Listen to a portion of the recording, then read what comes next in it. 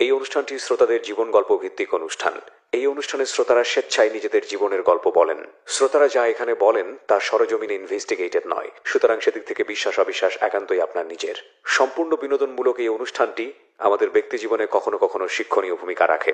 এই অনুষ্ঠানে যারা আসেন স্বেচ্ছায় অংশগ্রহণ করেন। এই অনুষ্ঠানে কনফেস করবার পরে কিংবা জীবন গল্প বলবার পরে তার ব্যক্তি ও সামাজিক জীবনে কোনো বিরূপ প্রভাব পড়লে সেটার জন্য রেডিও কর্তৃপক্ষ দায়ী নয়।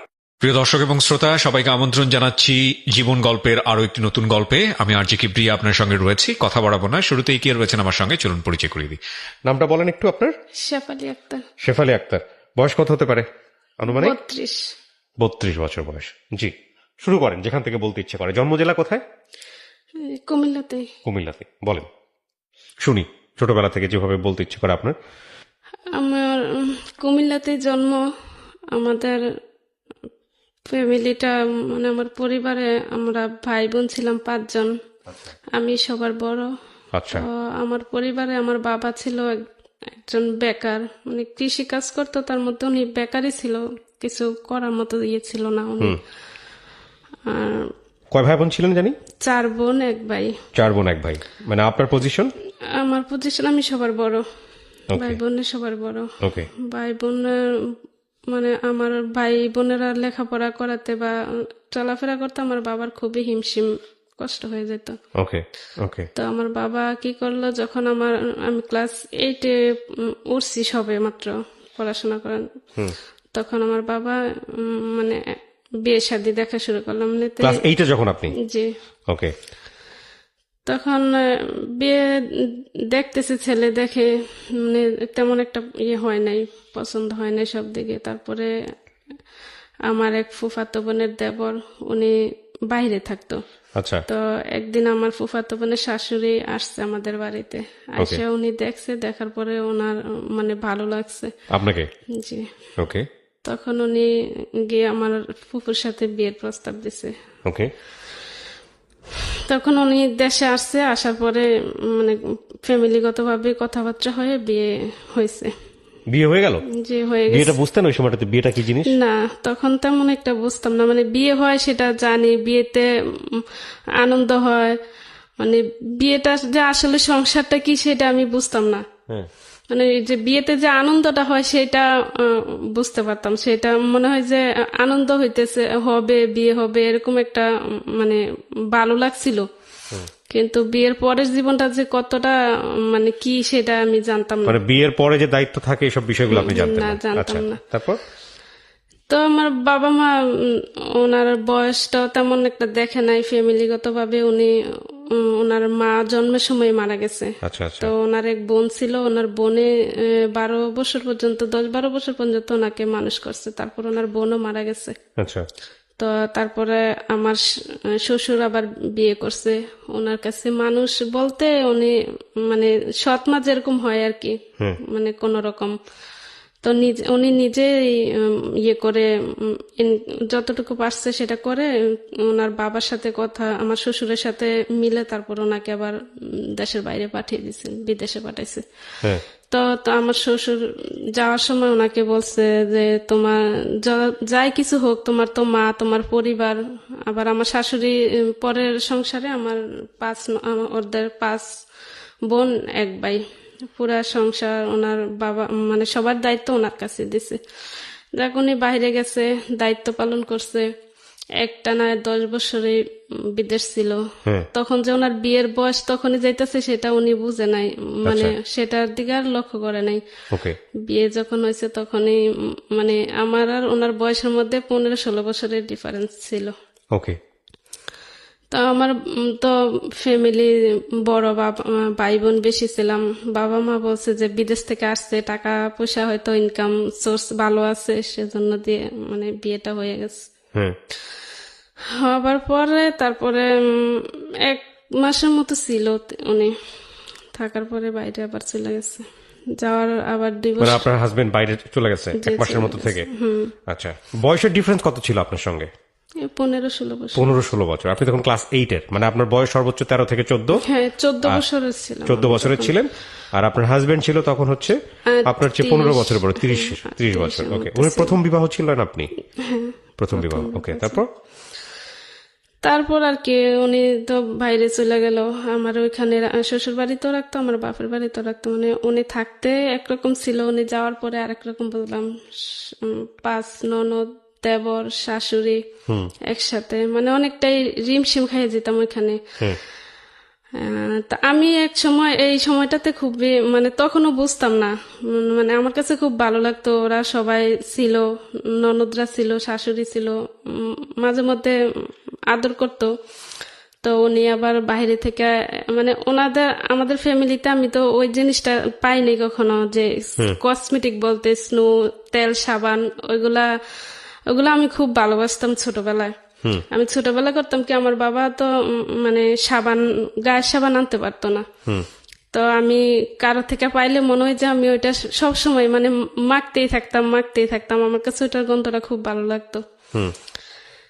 তো ওই শ্বশুর বাড়িতে ওইগুলা পাইয়া তখন মনে হয় যে নিজেরে খুবই সুখী মনে হইতো, মানে খুবই ভালো লাগছে, মনে হয় যে আমি সবচেয়ে সুখী মানুষ। হ্যাঁ।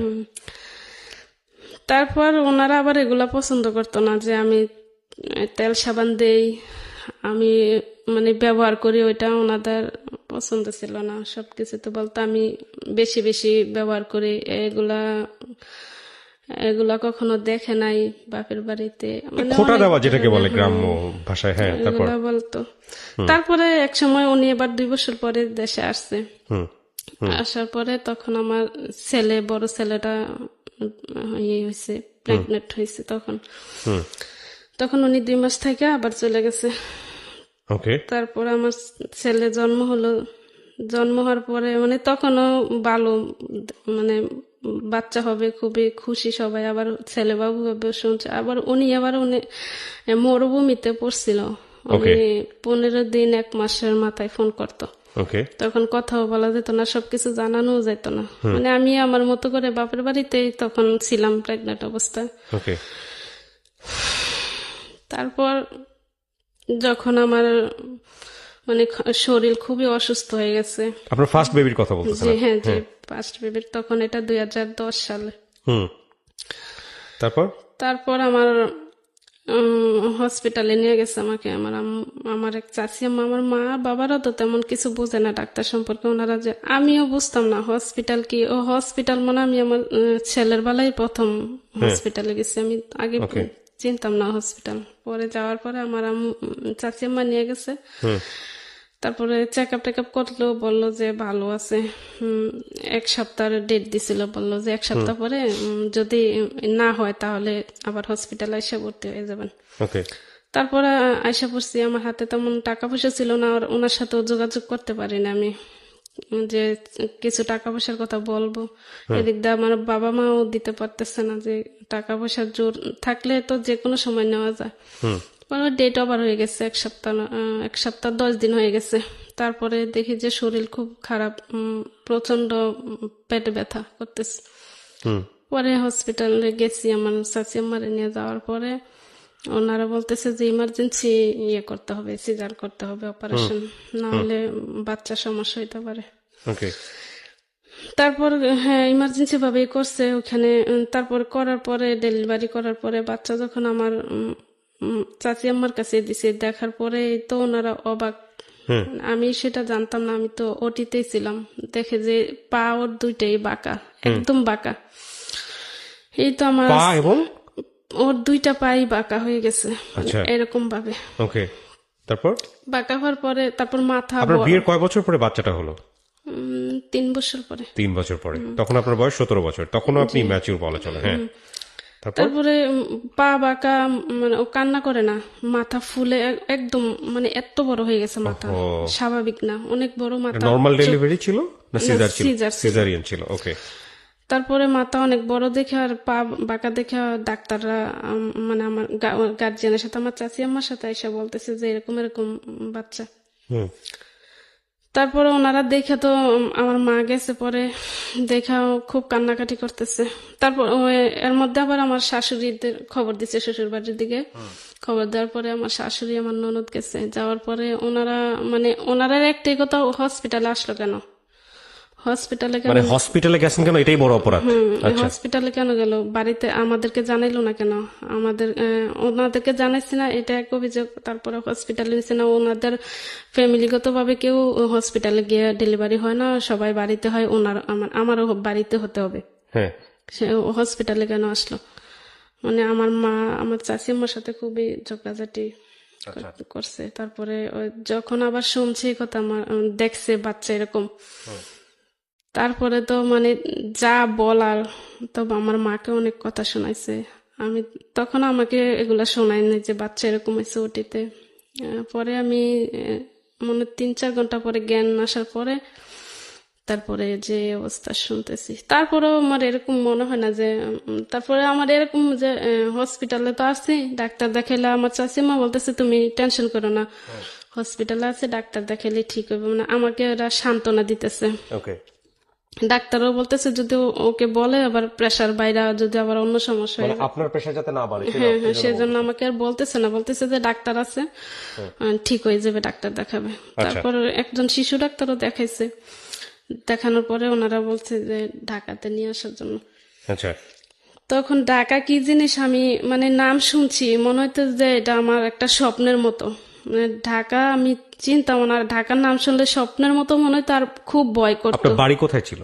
কুমিল্লা। কুমিল্লা থেকে ঢাকায় আসতেই সব ভয় লাগতো? ভয় লাগতো আমার, খুব ভয় লাগতো। আচ্ছা, তখন ঢাকার কথা বলতে তো আমি বলতেছি যে ঢাকা তো আর আসার মতো কেউ নাই, আমাদের এরকম কোনো লোক নেই যে নিয়ে আসবে বা বোঝার মতো, এরকম এমন কোনো ইয়ে নেই, পরিচিত কেউ নাই। পরে কি করলো, ওই 1 সপ্তাহের মতো আমি হসপিটালে ছিলাম। তো হসপিটালের বিল আসছে প্রায় 30-35 হাজার টাকার মতো। এত কিছু হয়ে গেছে, কিন্তু ওর বাবা কিন্তু জানে না, উনি জানে না, উনি বাড়িতে যাওয়ার পরে মনে হয় শুনছে। তারপর এই বিল নিয়ে তো আমার শাশুড়ি তো ওই যে দেখে গেছে এরকম, ওনারা তো আর মানে দেখা থাক দূরের কথা, আর কোনো খোঁজ খবরে নাই। আমি হসপিটালে আছি, এখন আমার বাবা মা বা বিল কোথায় থেকে দিবে, আমার মানে দুই পক্ষে, এই জন্য বলতেছে ওনারা দিবে, আমার বাবা মা বলতেছে শ্বশুর বাড়ির তারা দিবে, শ্বশুর বাড়ির তারা বলতেছে বাপের বাড়ির থেকে, এরকম হয়েছে, ওরা বাপের বাড়ি থেকেই দিবে, মানে এরকম ইয়ে হয়ে গেছে দুইজনেরা। তো এক পর্যায়ে আমার ফালাই দিয়ে মা বাবাও চলে আসছে, আর শ্বশুর বাড়ির তো কেউ নাই, আমার দেখার মতো আমার ওই চাচি আম্মা ছিল। আচ্ছা, মানে তখন আমার মানে এরকম মনে হইতেছে যে আমি কি বাপ শ্বশুর বাড়ির দিক দিয়ে তো এরকম হইলো, বাপের বাড়ির দিক দিয়ে একদম ফেলনা হয়ে গেছে, মনে হয় যে আমার দেখার মতো আজকে 30-35 হাজার টাকার জন্য আমারে মানে ফালাই দিয়ে চলে গেছে হসপিটাল। বাচ্চাটা তখন কি অবস্থা? বাচ্চাটা তখন একটা শিশু ডাক্তার দেখাইছে, মানে মোটামুটি ওনার ঠান্ডা মান্ডা ছিল, অক্সিজেন লাগাইয়া মানে মোটামুটি ভালো। আর ওই পা গুলার জন্য আপনার হাজবেন্ড তখন দেশের বাইরে? হ্যাঁ, উনি তখন দেশে। হাজবেন্ডের অনুমতি ছিল আপনি হাসপাতালে যান? ওনার সাথে তো ওই যে 15 দিন 1 মাসে কথা হইতো, আর তেমন একটা ভালোভাবে কথা বলতে পারতাম না, 5-6 মিনিট এরকম কথা হইতো। তারপর উনি ওরা তো ফালাই দিয়ে এসে পড়ছে। আমি একটা পর্যায়ে খুব কান্না করছি, যখন দেখলাম যে আমার নেওয়ার মতো এখান থেকে কোনো লোক নাই, আমি খুব কান্না করতেছি। তখন বুঝতে পারলাম যে আসলে মানে সংসারটা কি, তখন আস্তে আস্তে বোঝার মতো হইলো, অনুভব করতেছি এরকম। তারপরে আমার এক চাচি আম্মা বলতেছে তো মানে ওনার একটা ফোন আইনা দিছে, তখন আবার ফোনের যুগটা খুব কম ছিল, আমার কাছে তখন ফোন ছিল না। তাই আমার চাচি আম্মা কার থেকে যে একটা ফোন আইনা দিছে, দিয়া বলতেছে যে তোমার হাজবেন্ডের নাম্বার লাগাও, ওইটাতে ফোন দাও, দেখো কি বলে। তারপর ওনারে ফোন দিছি, দেখি যে না, ওনার ফোন হয় না, ফোন ঢোকে না। কল দিছি, ওনার মোবাইলে কোনো সারা শব্দ। বাচ্চা হওয়ার কয়দিন পরের ঘটনা এটা? এই 5-6 দিন। 5-6 দিন পরে। তারপর কি করবো, আমার একদিন তো এরকমই করলো, ওরা কেউ ছিল না। তো আমার চাচি আম্মা থাইকা ওই আমার কাকা আছে, ওই কাকায় আমার ওইটা রিস্ক নেওয়া। আমি বলছি যে কাকা দেখেন, আমি যদি বাচ্চা থাকি আর বাচ্চা থাকে, তাহলে আমি এটা জানি যে ওনার কাছে বললে উনি টাকাটা দিব, হয়তো দেরি হবে। আমি বলছি যে আমি টাকা আপনার পরিশোধ করে দেবো, আপনি আমার টাকাটা দিয়ে এখান থেকে আমার নিয়ে যান। তখন আমার কাকা হ্যাঁ ওনার থেকে সম্পূর্ণটা টাকা বিলটা দিয়া তারপরে আমার বাড়িতে নিয়ে গেছে। বাড়িতে নেওয়ার পরে ওরা তো আর কোনো খবরে নেই, মানে আমার ওই মা, মানে সবাই মনে হয় যে কি যেন হয়েছে, মানে মানুষ মৃত্যু হলে যেরকম সিরিয়াল লাগে একজন দেখতে যায়, এরকম আমি যাওয়ার পরে পুরা বাড়ি একজোট হয়ে গেছে। মানে সবাই দেখতে যায় যে আমার ছেলে এরকম পা বাঁকা, মাথা ফুলা এরকম হয়েছে। সবাই এগুলো দেখতে যায়? এগুলা দেখতে যায়, এক একজনে এক এক ধরনের কথা। কি বলতো? তখন বলতো যে কি হয়েছে, এটা পঙ্গু হয়েছে, এটা জীবনে হারতে পারবো না, এটা বাড়ি মানে ওরা এখানে নিয়ে আসছে কেন, বাড়িতে আনছে কেন, ওরা বাড়িতে ফাড়াই দেখ, আমরা মেয়ে নিয়ে আসছো, মেয়ে থাক তোমার কাছে, তোমার বাচ্চা ফাড়াই দাও ওইখানে। বাচ্চা কোথায় পাঠাবে? বাচ্চা ওর দাদির বাড়িতে ফাড়াই দিতাম, ওর দাদি দেখলো না, ওরা ওদের বাচ্চা বাবার বাড়িতে পাঠিয়ে দিবে? ওদের অসুস্থ বাচ্চা আমরা কেন এটার, মানে আমার বাবা মা কেন এটার বহন করবে, বা আমি কেন ওদের দেখাশোনা করবো। আচ্ছা, তখন এক পর্যায়ে দেখি যে এরকম হইতেছে, কেউ পছন্দ করলো না। আমার যে একটা আমার এরকম একটা মধ্যে প্রেশার পড়তেছে, আমার খুব কান্না করতেছে। আমি তখন মনে হয় যে আমার সব দিক দিয়ে অন্ধকার, কারো কাছে যে আমি একটা কথা খুইলা বলবো, যা ওর বাবাকে বলবো, এরকম কোনো কিছু আমি দেখতেছি না। খুব আমি কান্না করতেছি। পরে একটা পর্যায়ে আমি ওকে মানে দুধ খাওয়াই বন্ধ করে দিছি, যে সবাই কেউ সাপোর্ট করে না যে ওরে আমি দেখাশোনা করি, বা কেউ বলেও না যে ও সুস্থ হবে, বা ওকে বাড়ি ঢাকা যেহেতু নিয়ে যেতে বলছে, ঢাকাতে নিয়ে যাও, এরকম কেউ বলে না। সবাই বলে ও ভালো হবে না, ও পঙ্গু হবে, ওই পঙ্গু ছেলে পাইলা কি করবো, এই সে এগুলো বলে। আবার কেউ বলে যে ওর বাবার কারণে এরকম হয়েছে, ওদের বাবার মানে ওদের বাড়ি থেকে বলে যে আমার কারণে এরকম হয়েছে। আচ্ছা, বাবার কারণে এরকম হয়েছে বলতে কেন বাবার কারণে এরকম হবে? বাবার কি হাত আছে নাকি মানুষ বানানোর? সেটাই, তখন তো আর ওইটা আপনার কারণে এটা এরকম হয়েছে মানে কি বুঝাইতো আসলে তারা বুঝাইতো যে আমার শ্বশুর বাড়ি শাশুড়িরা বলতেছে যে আমার সমস্যা হয়তো আছে, বা আমি আবার বলতেছে যে ওরা যে চাঁদের নাকি গ্রহণ লাগে, যে গন্না লাগে বলতেছে, ওইটা লাগছে, ওইটার সময় আমি ঠিকঠাক ভাবে চলাফেরা করি নাই, হ্যাঁ এই আমার সমস্যার কারণে আমি এটা মানে বাচ্চা চলছি না, এই জন্য এরকম হয়েছে। বাচ্চাটা এরকম হয়েছে। তারপর তো ওই 7-8 দিন আইসা কাইটা গেল। তারপর উনি ফোন করছে একদিন, না মাঝখান দিয়ে ওনার আবার ওরা যাইয়া ওই যে হসপিটাল থেকে যাইয়া অনেক ধরনের কথা ওনারে বুঝাই ফেলছে। তারপরে উনি আর ফোন দেয় নাই ওনাদের কথা শুনে। ফোন না দেওয়ার পরে আমি আবার ফোন দিছি, দেওয়ার পরে উনি যাক কথা বলছে। কথা বলার পরে আমি খুব কান্না করছি যে আজকে আমার এরকম যদি অসুস্থ হয়েছে এই জন্য আমার এত কথা শোনাইতে, যদি সুস্থ হইতো তাহলে তো তোমরা হয়তো তোমাদের বাড়িতে আনন্দ করে নিয়ে যেতা বা খবর নিতা।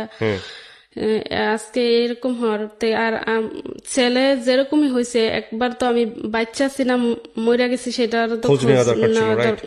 সেটাও তো করলো না। তারপর উনি মানে ওনার সাথে কান্নাকাটি করার পরে উনি বলছে যে ঠিক আছে, আমি তো তুমি জানোই, মানে ওনার আবার ওই মরুভূমির দেশে ছিল, উনি ওইখানে মসজিদ ভাঙ্গার কাজ করতো।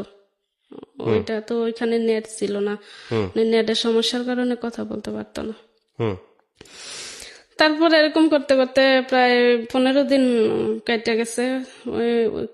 আমার কাকা যে টাকাটা দিয়ে আনছে ওনারে বললাম, তো উনি বললো যে আমি তো বেতন না পেলে টাকা দিতে পারবো না, 2-1 মাস অপেক্ষা করতে হবে, তারপরে আমি টাকাটা দেব। তারপরে ওনারা তো আর কেউ বিশ্বাস করে না যে উনি যে টাকাটা দিব, উনি একে সবাই বলতেছে ও টাকা দিব না, ওর এরকম সন্তান হয়েছে, ওর দাদিরা ওর বাপের বাড়ি থেকে কেউ আসলো না আর টাকা দিব, এটা তো কিছুতে হইতো মানে আপনার হাসপাতালের বিল, হাসপাতালের বিলে দিছে না, ওর দেখতে আইব কি। তো তারপরে আর ওনারা আসা যাওয়া করেন। আর ওই ওরে তো বলছিল যে ডাক্তার দেখানোর জন্য। তারপরে 15 দিন পরে আবার অসুস্থ হয়ে গেছে, কি ওর হয়ে গেছে, নিউমোনিয়া হয়ে গেছে। নিউমোনিয়া হওয়াতেও ঠান্ডা কাশতেছে আর মানে জ্বর। তখন তো ওরে ডাক্তার দেখানোর দরকার। পরে আমার ওই চাচি মা এসে বলতেছে যে ওরে ডাক্তার দেখে। তখন তো আমি যে মানে আমার যে সিজার হয়েছে, আমি যে একটা ওষুধ কিনা খাবো বা আমার যে একটু ভালো মন্দ খাওয়ার দরকার, সেইটার পয়সাটা পর্যন্ত আমার কাছে নাই। তো আমি ওরে ডাক্তার দেখাই কি করে। তখন আর কেউ ওইটা মানে টাকা টুকা কেউ দিতেছে না, আর আমিও ওরে ডাক্তারের কাছে নেওয়ার তেমন একটা আগ্রহ হইতেছে না যে আমি কি দিয়ে ডাক্তারের কাছে নেবো। তারপরেও 2-1 দিন এরকম করতে করতে আমি এক সময় ওরে দুধ খাওয়াই বন্ধ করেছি। আমি কই না, এরকম করলে মানে আমার কেমন জানি একটা হইতেছে যে সবাই তো এটা কেউ সাপোর্ট করে না আমারে। আমি মানে একটা মনে জিদ, ওর বাবার সাথে জিদ করে আমি ওরে দুধ আর খাওয়াইলাম না। একদিনে প্রায় 2-3 ঘন্টা হয়ে গেছে, ও কান্না করতেছে। পরে আমার ওই চাচি আম্মা আইসা বুঝাইতেছে, আমার আম্মু বুঝাইতেছে দেখ কি করবি। তারপরে ওনার বোঝানোর পরে দুধ খাওয়াইলাম। তারপরে দেখি যে ওর ঠান্ডা, তার আমি মানে জিদ দিয়ে ওরা এটা করতেছে, কিন্তু আমার ভিতর আমার মনে হয় যে বুকটা ফাইটা দিতেছে। আমার এরকম কষ্ট হইতেছে যে আজকে আমার প্রথম সন্তান ওরে নিয়ে এরকম কথা বলতেছে, আমার খুব কষ্ট লাগতেছে। আপনার কি ওরে খুব খারাপ লাগতো? মানে আপনার কাছে কি মনে না, হয়? আমার কাছে মনে হয় যে ও সুস্থ হয়ে যাবে। ওরে যদি ডাক্তার দেখাই বা ওরে ঢাকাতে নিয়ে যায় তাহলে ও অবশ্যই সুস্থ হবে। পরে আমার কাকি আমারতে কইলাম যে দেখেন টাকা তো দিচ্ছেন, আমার আর কিছু টাকা দেন, আমি ওরে ডাক্তার দেখাই। পরে আমার কাকায় টাকা দিছে, দেওয়ার পরে আমি কুমিল্লাতে একজন শিশু ডাক্তার দেখাই ওর ঠান্ডার জন্য। তো শিশু ডাক্তার দেখানোর পরে ওনারা বলতেছে ওর তো একদম খারাপ অবস্থায়, ওর হয়ে গেছে, নিউমোনিয়া হয়ে গেছে, ওকে বাঁচাইতে হইলে হসপিটালে ভর্তি করাইতে হবে। পরে হসপিটালে ভর্তি কথা শুনে তো আমি আবার কান্নাকাটি শুরু করলাম, কান্না করতেছি। পরে বলতেছি যে আমার একটা বিলেই এখনো বাকি আছে, টাকা পয়সা নিয়ে তো করতেছে। আমি তো ওরে হসপিটালে ভর্তি করে আর কারো কাছে জিজ্ঞেস করার মতো তো নাই যে ওর বাবারে জিজ্ঞেস করে ভর্তি করাবো না ওর ফ্যামিলির কারো জিজ্ঞেস করে ভর্তি করাবো, ওরা তো কেউ টাকা দিব না, আমি ভর্তি করাইলেই কি। পরে আমার চাচি আমাকে ও বাচ্চা থাকলে টাকা পয়সা হইবে, উনি আমাকে অনেক হেল্প করছে আমার এই ছেলে হওয়ার পরে। পরে উনি হসপিটালে ভর্তি করেছে, বলছে যে একদিন ভর্তি রেখে তারপরে ওর যে ইনজেকশন গুলা দেয় ওগুলা ক্যানোলা ফিট করে নিলে বাড়িতে গিয়ে দেওয়া যাবে। তো এখানে একদিন ছিলাম, ভর্তি থাকার পরে একজন শিশু ডাক্তার দেখছে, আবার দেখা ওর ওই পা গুলা দেখা তারপরে বললো যে ওরে মানে ঢাকাতে যেতে হবে না, কুমিল্লাতে একটা হসপিটাল আছে, ওইখানে নিয়ে গেলে ওর পা গুলা যদি প্লাস্টার করা হয়, ছোট তো এখন ওর বয়স ছোট, তাহলে হবে। আচ্ছা, তারপরে ওইটা শুনে মনে হয় যে আমার কাছে একটু ভালো লাগলো। তারপরে আমি ডাক্তার দেখাইছি, দেখানোর পরে ওনারা বলতেছে যে ওর আগে নিউমোনিয়া ভালো হোক, হওয়ার পরে জ্বর ভালো হইলে তারপরে নিয়ে আসেন। তারপরে এখানে একদিন থাইকা ওরে নিয়ে আমি চলে আসছি বাড়িতে। আসার পরে ইনজেকশন গুলা দিছি, দেওয়ার 1 সপ্তাহ পরে ওর কিছুটা ভালো হয়েছে। এখানে আবার এই যে এত অসুস্থ, ওর বাবা ওর ফ্যামিলির কিন্তু কেউ খবর নেয় নাই। আচ্ছা, সব আমি করতেছি, মানে আমার ফ্যামিলিগত, আমার বাবা মাও না, আমার চাচি মায়ের আমি মিলাই এগুলা করতেছি। পরে ওই একটা ট্রমা সেন্টারে নিয়ে গেলাম কুমিল্লা, ওইখানে ডাক্তার দেখাইছি, হাড়ের ডাক্তার। উনি বলছে বইলা দেখছে, দেখে পাগুলা দেখে বলছে হ্যাঁ ওকে 5-7টা প্লাস্টার করাইতে পারলে তাহলে পাগুলা ঠিক হইতে পারে, ঠিক হবে, এখানে রেখে ঠিক হবে। তারপরে প্রথম প্লাস্টার করানো হলো। তখনও কি ওর বাবা দেখছে ওকে? না, না দেখেন, তখনও দেখেনি, এখনো দেখে নাই, দেশের বাইরে। তারপর তখন একটা প্লাস্টারে 3000 টাকা করে খরচ, শুধু প্লাস্টারটাই। আর বিজেট ওষুধ তো আছে, মানে প্রতিবারে 4-5 হাজার টাকার মতো খরচ হইতো। তো সবগুলা টাকাই আমার ওই কাকাই দিছে।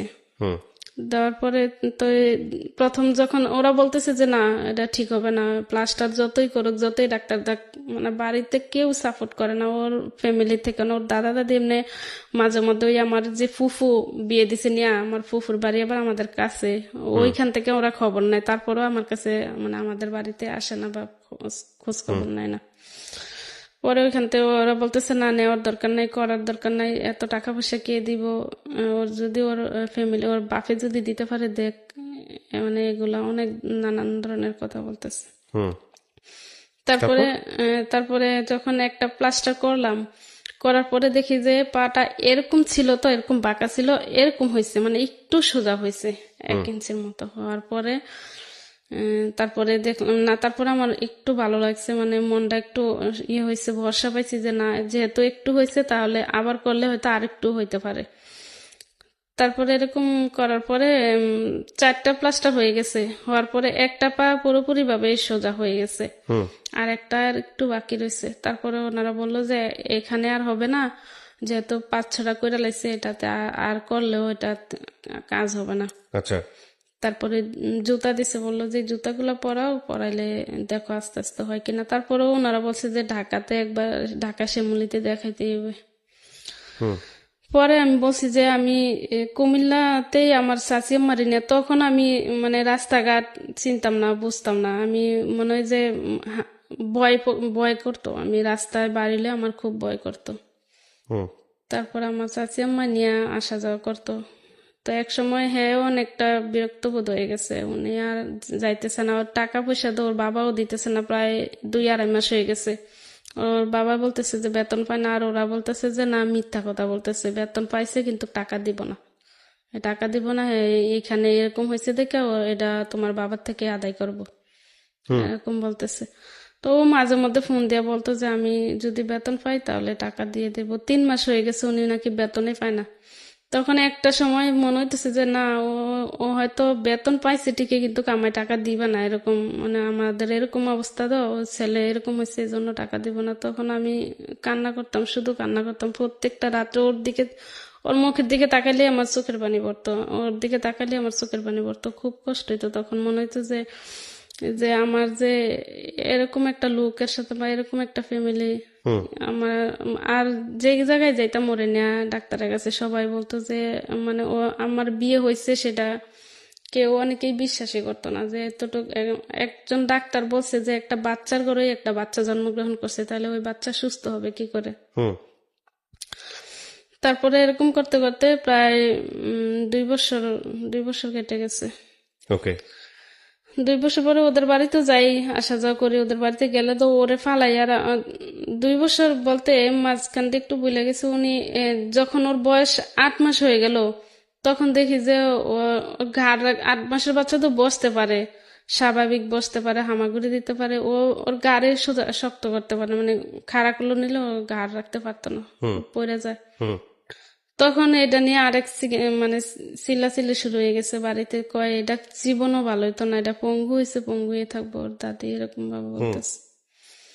তারপরে তো আমি যে কই যাম, মানে এরকম মনে হয় যে আমি কই যাম, ওর কি করলে ভালো হইব, কোথায় নিয়ে গেলে ভালো হইব, আমি এরকমই সবসময় ইয়ে করতেছি। তো পরে একটা সময় দেখি যে ওই আমাদের বাড়িতে আবার এক ফকির যেটা বলে জারাপাড়া, আমার এক চাচিমা বলতেছে ওইখানে যাই দেখ, মানে টাকা পয়সা তেমন জোর নাই, তুমি যে হসপিটালে নিয়ে দেখাইবা বা ঢাকাতে যাইবা ওইটা তো করতে পারবা না। তো ওইখানে যাইলেও টাকা পয়সা তেমন লাগে না, ওইখানে যাওয়া আসা করো। তারপর আবার ওদের বাড়িতে গেলে আমি আসতেও পারি না, ওইখানে গেলে আবার ওরে ফালায় কাজ করতে পারি না, বিভিন্ন ধরনের কথাবার্তা। মনে হয় যে তখন আমিও মরে যাই, ওরেও মাইরা ফেলাই। তো তারপরে আসছি, বাপের বাড়িতে আসতাম, আয়সা তখন ওই ফকিরের কাছে ঝাড়াফুড়া করতে করতে দেখি যে 1 বছরের মাথায় গিয়ে ও একটু শক্ত হয়েছে, মানে একটু গাড় শক্ত হয়েছে, বসা কিছুটা শিখতেছে, মানে বসতে পারে আবার পড়ে যায় এরকম। পরে এরকম হওয়ার পরে আবার ওর কি করছে, বলতেছে যে ইয়েতে দেখানো, মানে কুমিল্লা। ওর বাবা আবার টাকাগুলা দিছে, প্রায় 7-8 মাস পরে টাকাগুলা দিছে। দেওয়ার পরে এবার 6 মাস দেওয়ার পরে আবার উনি বলতেছে যে উনি বেতন পায় না, মানে উনি টাকা দিত 3 মাস 4 মাস এরকম কিছু, অনেক দিন পর পর। তো আমি অতদিন ওরে নিয়ে কি করি, কি খাওয়াই, ওর আবার মানে বুকের দুধ তেমন একটা পাইতো না, মানে ও সবকিছু মিলে ও ভাতটা যা পাইতাম তা দিয়ে মানে চালাই কোনোভাবে ওরে বাঁচাইলাম আর কি। পরে ওইখানে যাওয়ার পরে ঝাড়ফুঁক দিছে, প্রায় 6 মাস ওইখানে আসা যাওয়া করছি ওরে নিয়ে। করার পরে দেখলাম যে একটু বসা শিখছে, বসতে পারে। তার মধ্যে ওর বাবা আবার ওইখান থেকে বলছে যে কুমিল্লাতে ভালো কোনো ডাক্তার দেখাও আবার ওরে, যে আমি কিছু টাকা পয়সা দিতেছি, ওরা আবার ডাক্তার। তাই এর মধ্যে ওর বাবাও আবার তখন আমার হাতে ফোন দিছে, বলতেছে যে উনি একটা ভালো পর্যায়ে আসছে। তখন আবার নেট পাওয়া যেত, কথাবার্তা তখন 2 দিন 1 দিন পর পরই হতো। ওর ভালো লাগে। আবার ছবি পাঠাইছিলাম, ছবি দেখে মনে হয় যে ওর একটু মায়া লাগে গেছে। তখন ফোন দিলেই ছেলের কথা জিজ্ঞেস করতো, কি করে ওর সুস্থ হওয়ার জন্য যা কিছু লাগে আমি দেব, মানে ইয়ে করতো। ফ্যামিলির দিক দিয়ে বলতো আমার শাশুড়ি যে টাকা পয়সা দিতেছো ভালো হইব না, কি মানে টাকা পয়সা ফানিতে ফালতাছো কি লাগে, ওইগুলা নিয়ে আবার ওদের সাথে ফ্যামিলিগত ভাবে কথা কাটাকাটি হইতো। তখন আবার সব চাপ আমার উপর আসতো, উনি আবার আমার উপরে অনেক ইয়ে করতো, অনেক কথা শোনাইতো। তারপরে উনি দিছে, টাকা দেওয়ার পরে আমি আবার কুমিল্লা সিটি পাতে দেখাইছি শিশু ডাক্তার। ওনারে দেখানোর পরে উনি 5-6 হাজার টাকার পরীক্ষা করছে, করার পরে রিপোর্ট দেখে বলতেছে যে না, ওর কুমিল্লা ওর কোনো চিকিৎসা নাই, ওকে ঢাকা শ্যামলীতে নিয়ে যাও। বলেন তারপরে।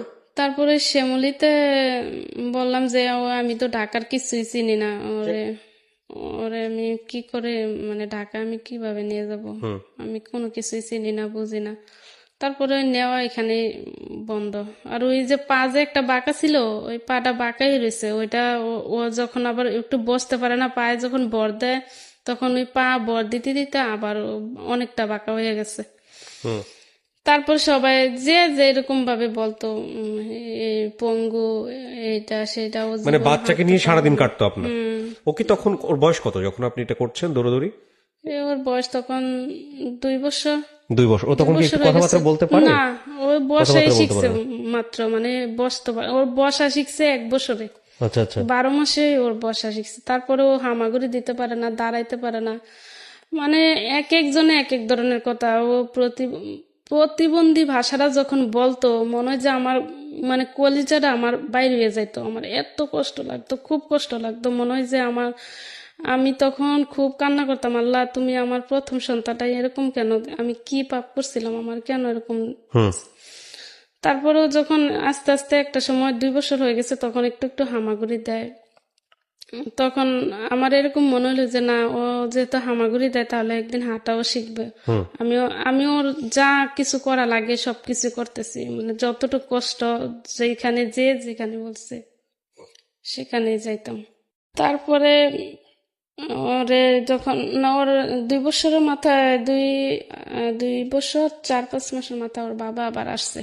এই প্রথম দেখতে আসলো? হ্যাঁ দেখতে আসছে, তখন প্রথম দেখছি। দেখার পরে ওর বাবা অনেকটা, ও যেরকমই হোক বাপ মার কাছে তো আর ইয়ে না, ছেলে মেয়ে যতই পঙ্গু হোক বা যেটাই হোক, ছেলে মেয়ের বাবা মার কাছে তার কাছে। বাবা কি করলো দেখে দেখে প্রথম? ওর বাবা দেখে খুব আদর করছে। ওর বাবা সারাদিন ওরে কোলে নিয়ে রাখতো, ওর নিয়ে খেলতো, মানে ওর বাবা খুবই আদর করছে দেখার পরে।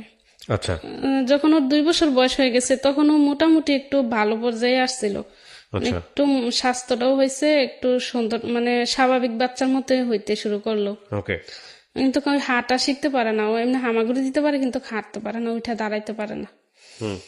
তারপর ওর বাবা আয়সা, উনিও সময় দিতে পারলো না। তারপরে ওই শ্বশুর বাড়ির লোকেরা, আমার শাশুড়ি, মানে ওদের বাড়ি থেকে বলতেছে যে ও আবার বাচ্চা নেওয়ার জন্য, বলতেছে যে ও জীবনও ঠিক হইব না, তোমার একটা ভবিষ্যৎ আছে, তুমি ওরে দিয়ে কি করবা।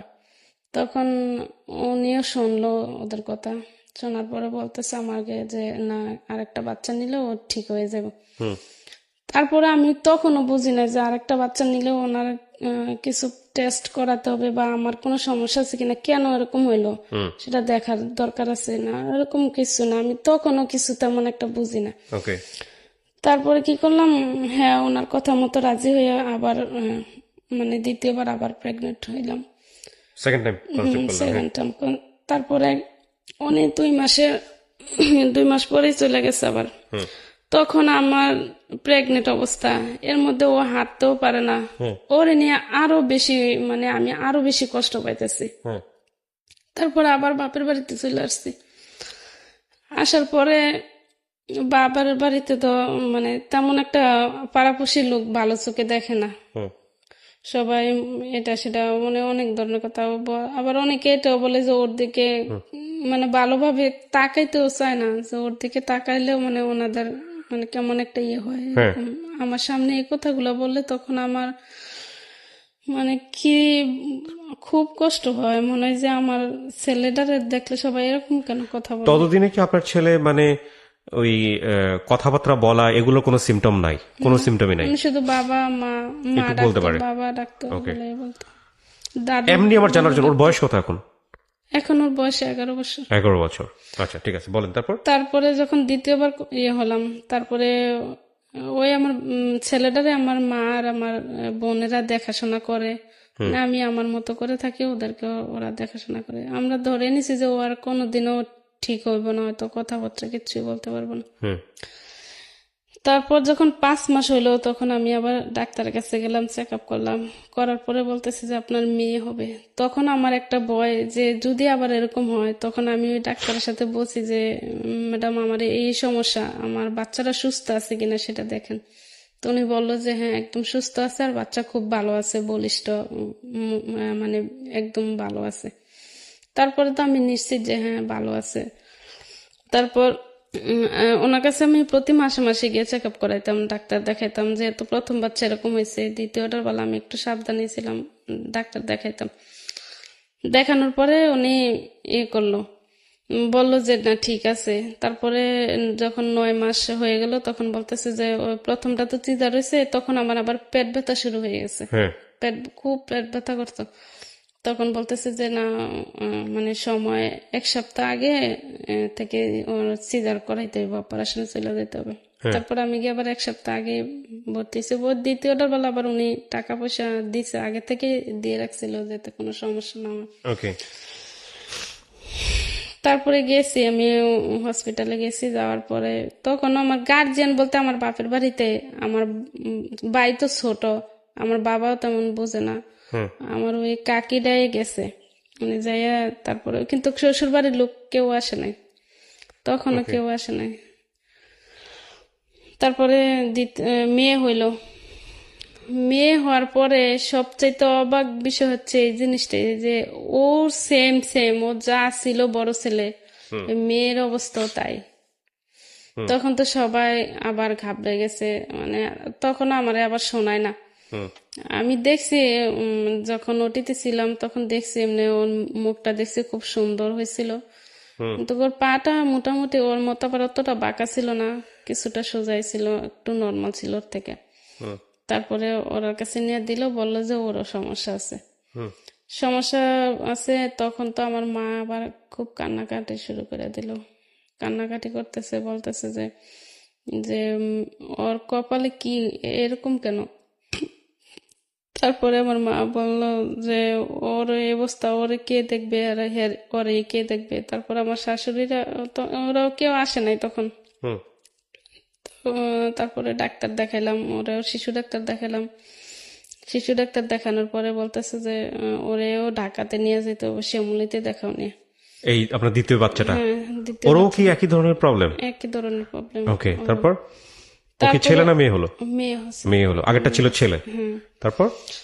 তারপর ওর বাবারে শোনাইছে, বাবারে শোনার পরে তো ও অনেকটা মানে আপসেট হয়ে গেছে। আপসেট, ও কান্না শুরু করছে আমার মার সাথে, খুব কান্নাকাটি করতেছে যে এরকম কেন হলো, এটা তো হওয়ার কথা ছিল না। সবাই বলতেছে যেহেতু প্রথম বাচ্চাটা, আমার এরকম বিশ্বাস ছিল আল্লাহ যেহেতু প্রথম বাচ্চাটা এরকম হয়েছে, হয়তো কোনো না কোনো সমস্যার কারণে আমার সমস্যা। তখন আমি বলছি যে হয় আমার কোনো সমস্যা হয়েছে এই জন্য এরকম হয়ে গেছে, কিন্তু দ্বিতীয় বাচ্চা তো এরকম হওয়ার কথা না, ও এরকম হইলো কেন।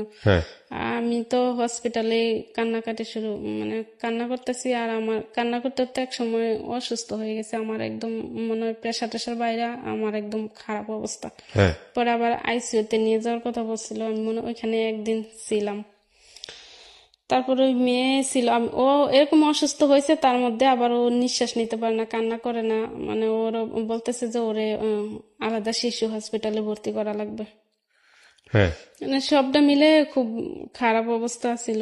আমার মা তো কোন দিকে যাবে, কি আমার কাছে থাকবে না আমার ওই বাচ্চা বড় ছেলে ওরে দেখাশোনা করবে না কেউ, ওরে হসপিটালে ভর্তি করছে, কোনটা করব। আর ওদের বাড়ি থেকে তো কেউ কারো কোনো পাত্তাই নেই।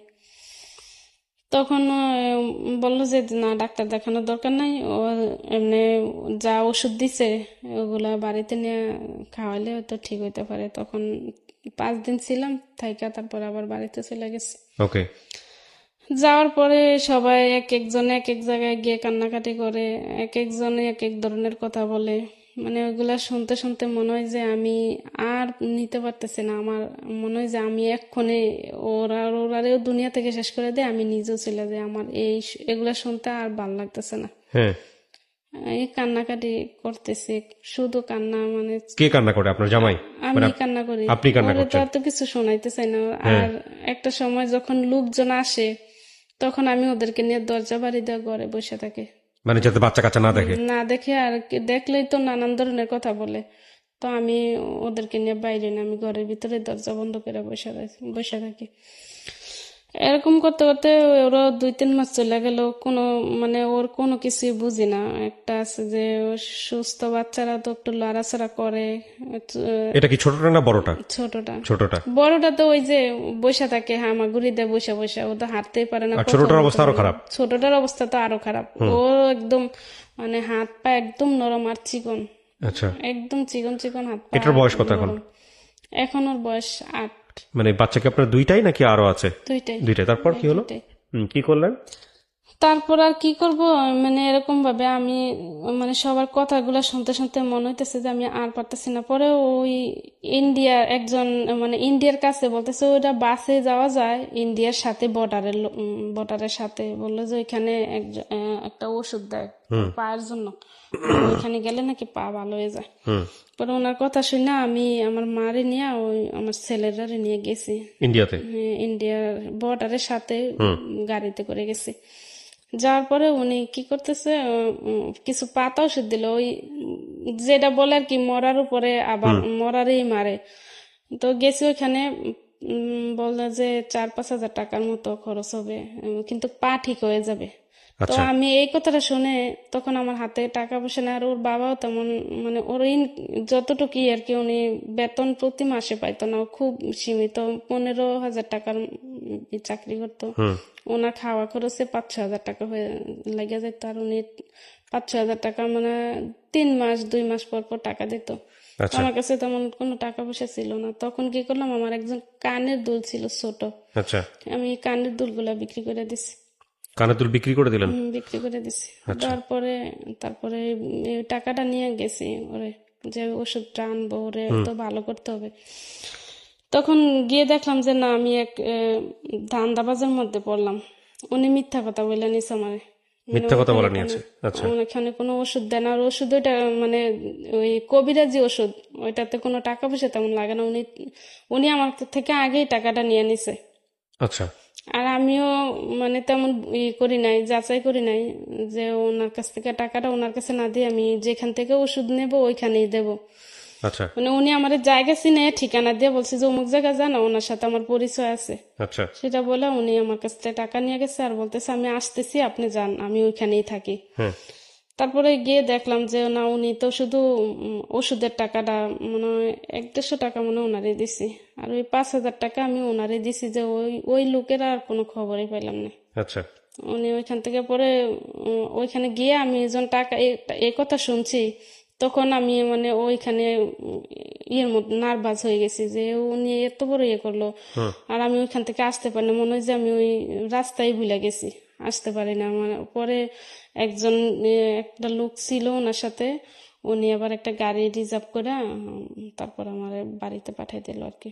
আচ্ছা, তারপর আর ওইখানে যাই নাই, কি করব, কান্নাকাটি কইরা যে এত কষ্ট করে নিয়ে গেলাম, না হইতে আমার কানের দুলগুলা আমি বিক্রি করে গেছি, কোনো তো কাজ হইল না। তারপরে ওইখান থেকে আসছি, একটা সময় আমি আবার ওই আমার ছেলেরে যে জায়গায় নিতাম ওই কবিরাজের বাড়িতে, ওইখানে গেছি। যাওয়ার পরে উনি বলতেছে যে আপনার এই বাচ্চাগুলো এরকম কেন হইতেছে, আপনাদের কোনো সমস্যা আছে নাকি? আমি বললাম যে না হুজুর, আমার হাজবেন্ডের কোনো সমস্যা নাই, সমস্যা আমার, আর এই দিক দিয়ে তো সবাই আমার কথা শোনাইতেছে। বললো যে তোমার কারণে এরকম হয়েছে, আর শ্বশুর বাড়িতে তো আছে। এক পর্যায়ে ওনারে বিয়ের প্রস্তাব দিতেছে সবাই, হ্যাঁ বিয়ে করো, তোমার এই বউ দিয়ে কোনো কাজ হইব না, বাচ্চা কাচ্চা কোনো, তোমার একটা ভবিষ্যৎ, মানে সবাই ওনারে এটাই বুঝাইতেছে। আমার শ্বশুর শাশুড়ি, শ্বশুর নাই, মানে বিয়ে করো এটা আপনার জামাইকে, মানে আপনার হাজবেন্ডকে বোঝাচ্ছে, এবং সমস্ত দোষ আপনার বলতেছে। আচ্ছা, ইটস ভেরি ইম্পর্টেন্ট ইস্যু। হ্যাঁ, তারপর বলতেছে তুমি বিয়ে করো। আর উনিও মন মানসিকতা তো সবসময় এক থাকে না। তখন আমি কান্না, মানে এক যে ছেলে মেয়েদেরকে নিয়ে, তারপরে ওনারে নিয়ে টেনশন, যদি উনি সত্যি যদি কিছু করে করে ফেলে তখন আমি ছেলে মেয়ে কোথায় যাবো? ওদেরকে নিয়ে কি কোথায় করবো, যাবো? Right. কোথায় যাব? আমার তো তখন মানে আমার তখন কান্না ছাড়া আর কিচ্ছু নাই। সারাদিন মানে ওদের মুখের দিকে তাকালেই আমি কান্না করতাম, শুধু কান্না শুধু কান্না। আমার আমার মা বাবা মানে একটা পর্যায়ে আমার উপর খুব মানে আমার নিয়ে ওরাও খুব বিরক্ত হয়ে গেছে, এই দৌড়াদৌড়ি এটা সেটা শুনতে শুনতে। তারপর কি করলাম, ওই কবিরাজের বাড়িতে গেলাম, যাওয়ার পরে উনি ওইখানে আবার একটা মহিলার সাথে আমার পরিচয় হয়েছে। ও তারপরে হওয়ার পরে উনি বলল যে যে এরকম এরকম ঢাকাতে একটা চিকিৎসা হয় এরকম বাচ্চার, ওইখানে যান দেখেন ঠিক হয়ে যাবে। তো আমি ঢাকার কথা শুনে আরো ভয় পেয়ে গেছি যে আমি ঢাকাতে কি করব, আমি যে ঢাকা যাব, ঢাকার যে যে একটা ডাক্তারের সাথে কথা বলবো বা ওইখানে যে খরচটা, ওটা তো আমার পক্ষে চালানো সম্ভব না। আর আমি ঢাকা কে নিয়ে যাবে দুইটা বাচ্চার সাথে নিয়ে, একজন তো দায়িত্ব হয়ে নিয়ে যেতে হবে, রাইট। আমি তো এটা চিনি না। তারপরে উনি বললো যে আপনি আমার সাথে যাইতে পারেন, আমি ওইখানে থাকি, আমার বাচ্চারও এরকম সমস্যা, আপনি আমার সাথে আসেন। তারপরে ওনার ফোন নাম্বার রাখলাম, রাখার পরে ওনার সাথে এমনি মাঝে মধ্যে যোগাযোগ হতো। তখন ছিল রমজান ছিল। তারপর উনি বললো যে রমজানের পরে হসপিটাল খুললে তখন আমি আপনাকে নিয়ে যাব। তো উনি আইসা পড়ছে, তারপরে আর ওনার সাথে যেমন যোগাযোগ হয় নাই। আমার চিন্তাধারা একটাই যে আমি ঢাকা গিয়ে কি করব, আমি অত টাকা পয়সা কিভাবে করব কিভাবে।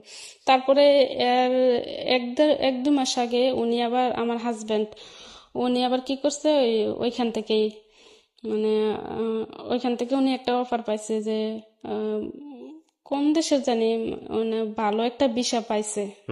বললো যে ওই ভিসাটা দিয়ে যদি উনি ওইখানে যাইতে পারে তাহলে ওইখান থেকে মানে ওনার চিন্তাধারা ছিল উনি ওই কাজটা চাকরিটা ওনার ভালো না, বেতন খুব কম আর কষ্ট বেশি। আচ্ছা। তো উনি ওই চাকরিটা আর করবেন, ওই চাকরিটা রাইখা উনি নতুন ভিসা দিয়ে ওইখান থেকে উনি অন্য দেশে যাওয়ার চিন্তা করছিল। তখন ওরা বলছে যে ভিসার দাম 5 লাখ টাকা।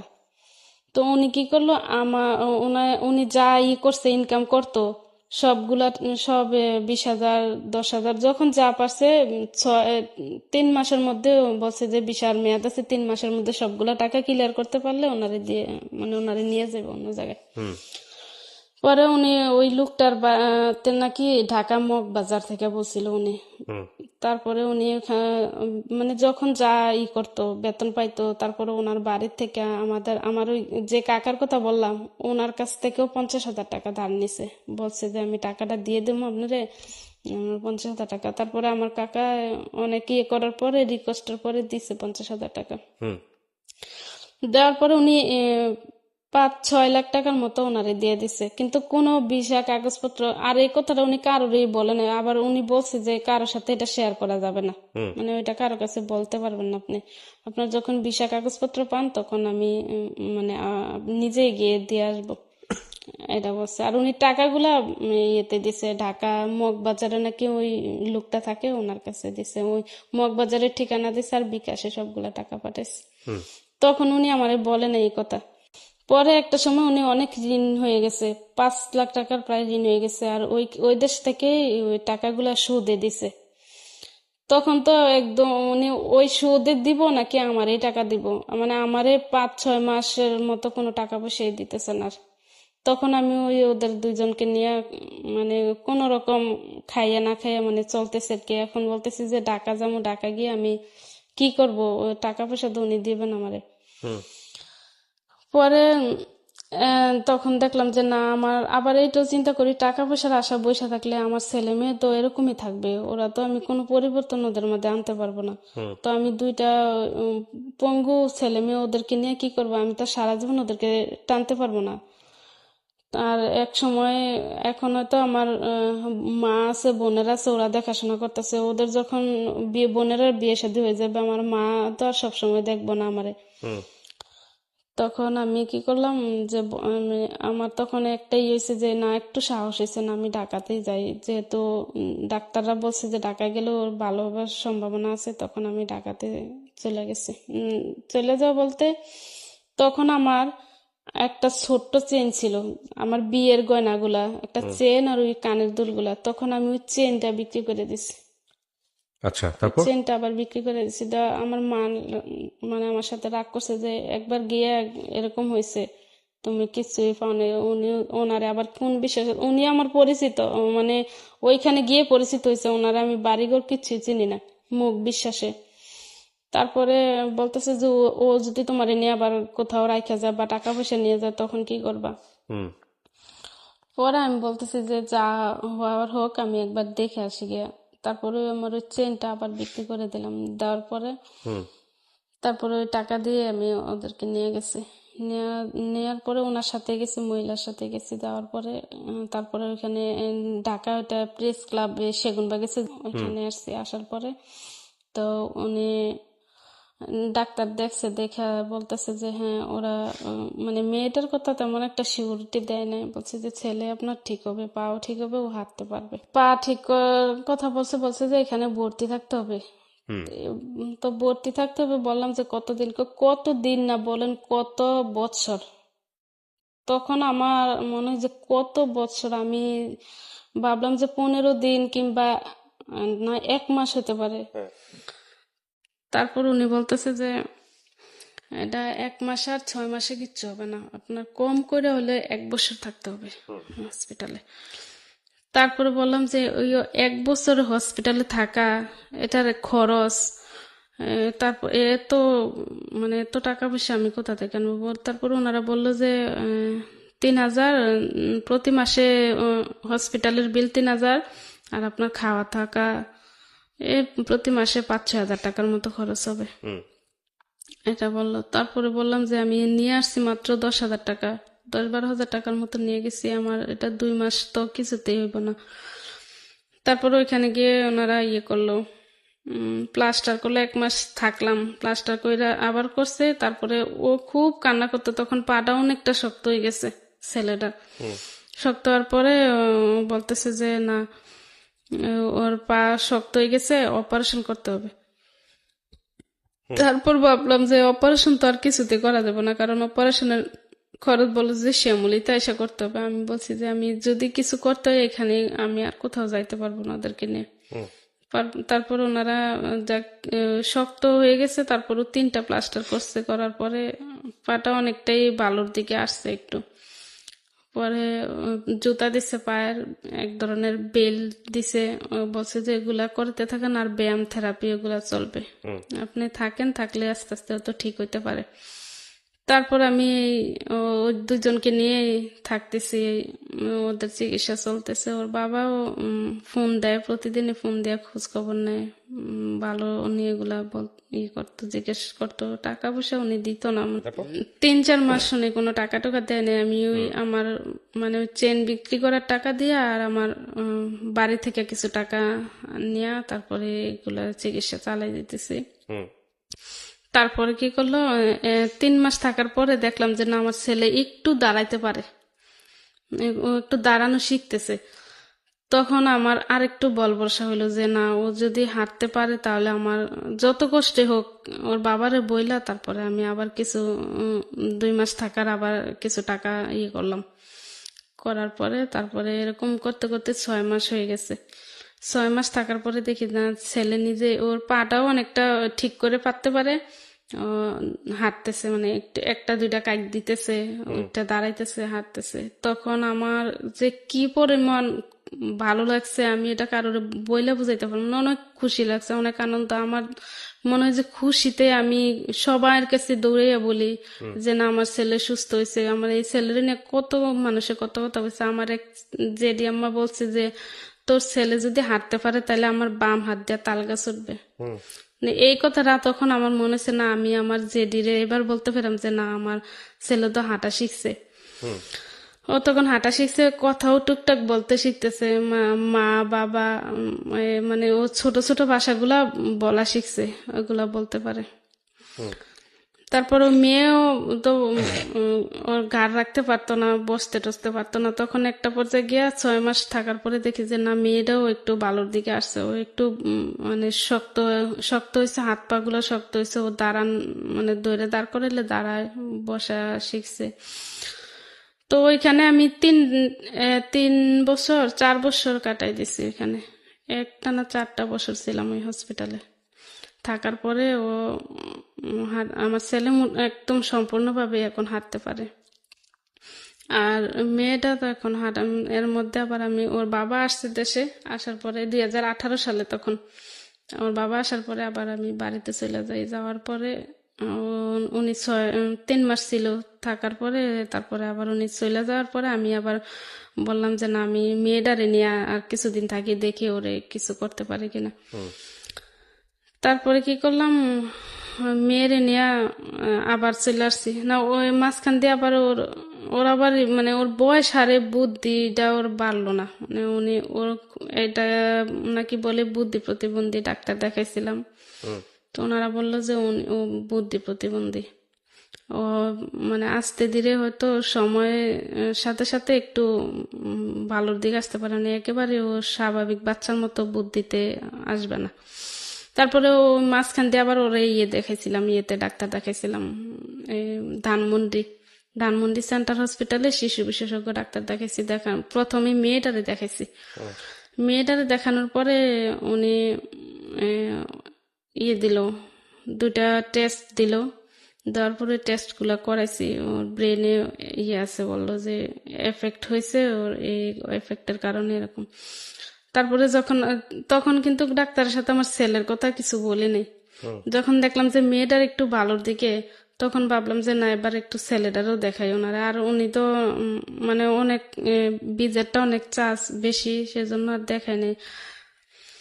তারপর ছেলেটারে নিয়ে গেছি, নেওয়ার পরে উনি মানে 2 জনরে দেখে অনেকটা অবাক হয়ে গেছে যে একই ধরন 2টা বাচ্চা নিয়ে আপনি সামলান কিভাবে, আর 2টা বাচ্চা এরকম কেন হলো। মানে ওনার মানে আমি এত পেশেন্টে দেখি, কিন্তু এরকম 2 বাচ্চা মানে ভাই বোন এরকম হয় সেটা আমি দেখি নাই। তো ওদের সমস্যাটা কিসের কারণে হয়েছে। তারপরে উনি জিজ্ঞেস করলো যে আপনাদের কোনো আত্মীয় স্বজনের মধ্যে বিয়ে শাদী হয়েছে কিনা, ওনার ব্লাড গ্রুপ কি, এগুলো জিজ্ঞেস করলো। তারপরে আমি বললাম যে না, ওর ব্লাড গ্রুপ ও পজিটিভ, আমার ও পজিটিভ। তো উনি বললো যে ও পজিটিভ হইলে কারো সমস্যা হয়, আবার কারো হয় না। তো ওই দিক দিয়ে কিন্তু ফ্যামিলি থেকে বলতেছে যে ওনারে এবার বিয়ে করাইবি, মানে এক পর্যায়ে ওনার বিয়ে, এই বাচ্চাগুলা দিয়ে কিচ্ছু হবে না, ও সুস্থ হইব না। আর মানে আমাদের 2 জন ছাড়াছাড়ির মাধ্যমে তারপরে একটা পর্যায়ে আমারও খুব লাগতেছে যে আমার কারণে হয়তো 2টা বাচ্চা এরকম হয়েছে।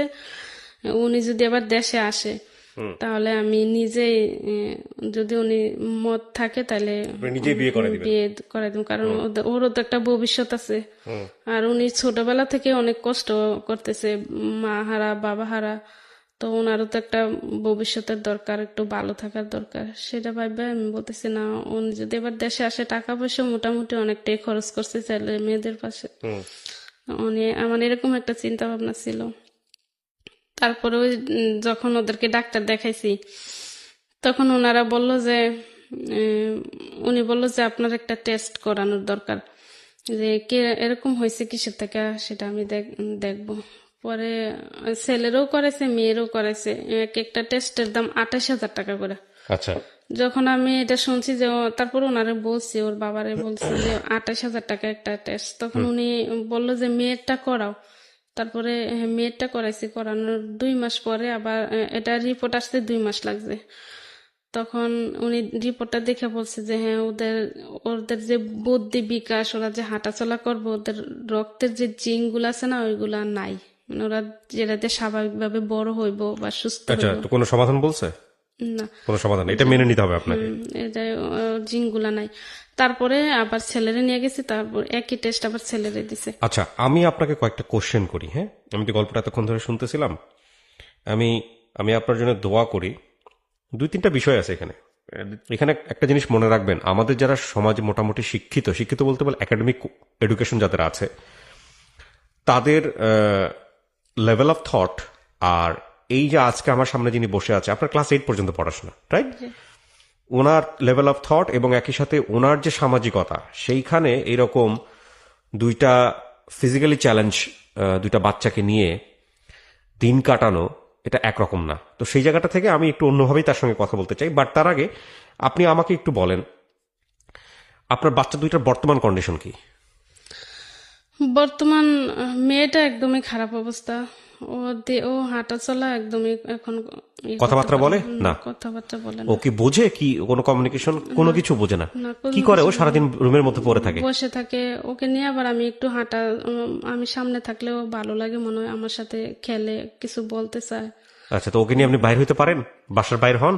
ওকে তো আজকে নিয়ে আসছি এখানে, আচ্ছা, নিয়ে আসছেন। আসছি ওকে, আমি যেখানে যাই ওরে নিয়ে যেতে হয়, আচ্ছা, আমার নিয়ে- বাসা ওরে দেখার মতো তো কেউ নেই। ওকে, আর না না সেটা তো অন্য ইস্যু, আজকে এখানে নিয়ে আসছেন, কিন্তু ওকে নিয়ে আপনি কি হাঁটাচলা করতে পারেন? বাইরে বাইরে বেরোতে পারেন? ওকে একটু বাইরে বের করে একটু হাঁটানো করা, পুরা দুনিয়াটা দেখানো, বাড়ির আশেপাশে দেখানো, এগুলো করেন রেগুলার? হ্যাঁ, বাড়িতে করি এগুলো। ওই যে হসপিটালে ছিলাম তখন ওনারা ব্যায়াম দেখাই দিছে, বলছে যে যদিও থেরাপিটা না দেওয়া যায় তাহলে ব্যায়াম এখন আপনি ওকে কিভাবে নিয়ে হাঁটেন? কোলে করে নিয়ে হাঁটেন নাকি ওকে ও হাঁটতে পারে?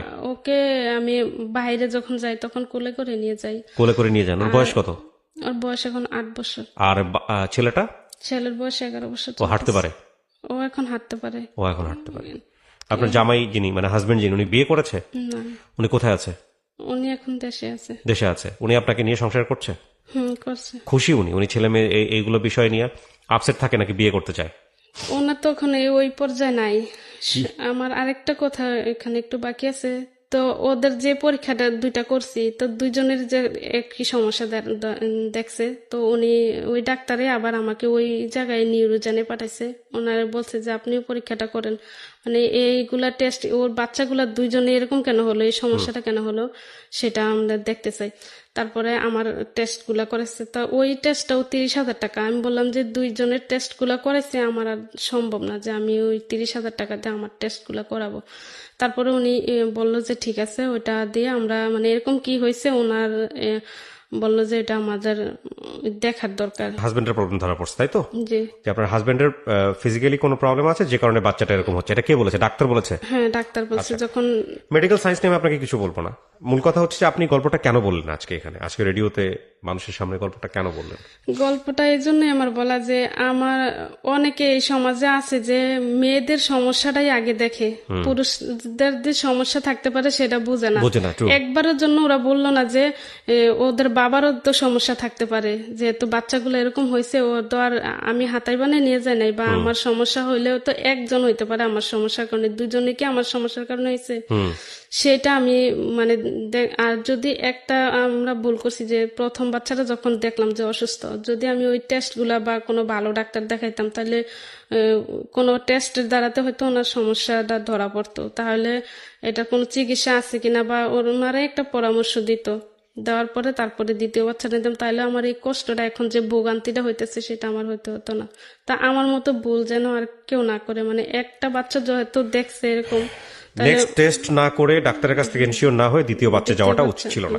আচ্ছা, আমি আপনাকে এখন যে কথাটা বলি সেটা হলো যে নিজেকে বুঝদেন কিভাবে? নিজেকে বুঝতে তারপরে একটা সময় যে আমি এটা মাইনা নিছি যে থাক, আমার আল্লাহ দিছে, হয়তো আমার ইমান পরীক্ষা করতেছে, আমার মন পরীক্ষা করতেছে, এক সময় ঠিক ওরা মেয়েটার কথা ভাবে না, ছেলেটা যদি ভালো হয় ওরে দিয়ে আমার আশা, আবার ওনার যে সমস্যাটা পরবর্তী কোনো বাচ্চা কনসে হলে একই রকম বা এর থেকে খারাপও হইতে পারে। মানে আপনার হাজবেন্ডের? জি হ্যাঁ, সো আপনার বাচ্চা নেওয়াটা উচিত হবে না, ডাক্তার বলে দিয়েছে। আর এটা যে কোনো চিকিৎসা সমাধান ওইটাও না, ও বাহিরে ছাড়া। আপনাকে একটা প্রশ্ন করি, খুব রাফ প্রশ্ন। আপনার হাজবেন্ড তো চিন্তা করছিল বা আপনিও চিন্তা করছিলেন আপনার হাজবেন্ডের জন্য, ঠিক আছে ও আসলে আরেকটা বিয়ে দিয়ে দিব, এখন যদি উল্টা হয় বিষয়টা, আপনি আপনার হাজবেন্ডকে ছেড়ে দিয়ে আপনি আরেকজনের সাথে সংসার করেন, উল্টা হওয়ার তো কোনো নাই। আমি আপনাকে প্রশ্নটা করছি, আপনার সেখানে উত্তরটা কি?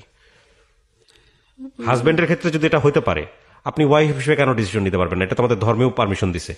না, আমি এটা করতে পারবো না। কেন পারবেন না? কেন পারবো না, কারণ আমি এই বাচ্চা দুইটা ছাড়া আমার আর মানে আমার সামনের দিকে আর কিছু না, ওরা আমার সাথে একদম মিশে গেছে। আমি আপনার নাম যেন কি বলতেছিলেন? শেফালি। শেফালি, আমি একটা কথা বলি, আপনাকে প্রশ্ন করার পেছনে কিছু কারণ আছে। আল্লাহ পৃথিবীতে মানুষকে বানাইছেই এই বাপের মধ্যে এতটুকু মায়া দিয়ে, মায়ের মধ্যে এতটুকু মায়া দিয়ে, এবং আল্লাহ পৃথিবীতে মানুষকে বানাইছে এই কারণে এইভাবে, যাতে করে পৃথিবীতে এই আপনার গর্ভে যে দুইটা সন্তান আসছে, এরকম সন্তান আসলো যাতে মায়ের মমতা থেকে বঞ্চিত না হয়। আপনি যে উত্তরটা দিলেন সেটাই অনেক মায়ের জন্য সত্য।